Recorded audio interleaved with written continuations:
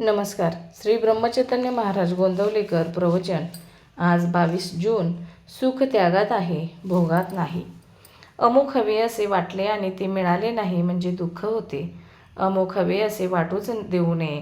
परमात्मा ठेवेल त्यात समाधान मानावे. याचेच नाव वैराग्य. आपण विषयात बुडतो आहोत आणि पुन्हा विषयाचीच कास धरली तर आपण अधिकाधिक नाही का बुडणार? विषयाची आस धरणे म्हणजे त्याचे दास होण्यासारखेच आहे.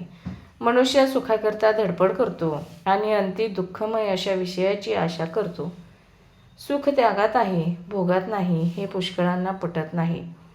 परिसाला लोखंड लागले म्हणजे त्याचे सोने होते, पण रुपयाचे काही सोने होत नाही. तसे आपण दीनाहून दीन म्हणजे अभिमानरहित झाले पाहिजे. आणि असे झाले म्हणजेच परमात्म्याला अनन्य शरण जाता येईल.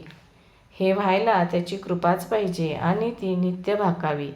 एखाद्या गोष्टीने आपले मन अस्वस्थ होते ते का बरे?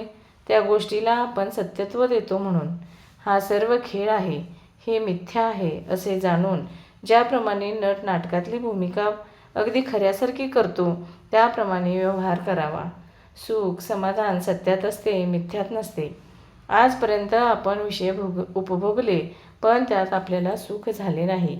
मग विषय मिथ्या आहे याची भगवंताने तुम्हाला प्रचिती नाही का दिली? तरीसुद्धा तुम्ही या विषयातच प्रपंच कसा सुधारेल असे मला विचारता. याला काय म्हणावे?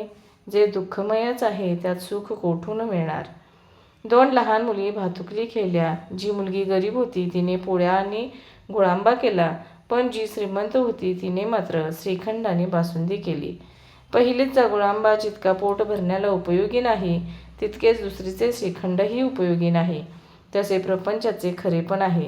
प्रपंच असण्यासाठी बायको आणि मुले यांची गरज आहेच असे नाही. जो दुसऱ्यावर अवलंबून असतो तो प्रपंचीच असतो. म्हणून मनुष्य एकटा असला तरी प्रपंचीच असतो. दुसऱ्यांपासून सुख मिळवण्याचा प्रयत्न करणारा मनुष्य हा प्रपंची होय.